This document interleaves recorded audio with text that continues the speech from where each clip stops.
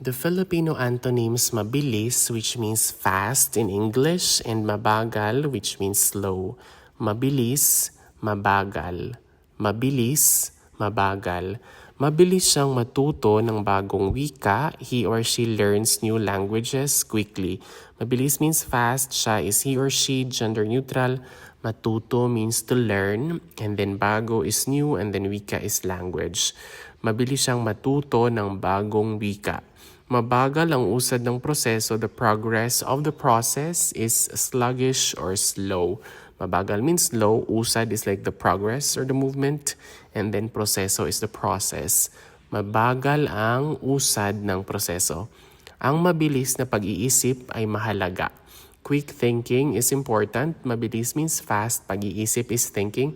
Mahalaga is important. Ang mabilis na pag-iisip ay mahalaga. Mabagal ang takbo ng relo na ito. This clock runs or moves slowly. Mabagal means slow. Takbo is like the movement, but here it means run. And then a relo is a watch. And then ito is this, ito is this. Mabagal ang takbo ng relo na ito. Mabilis, it means fast in English. And mabagal means slow. Mabilis, mabagal. Mabilis, mabagal.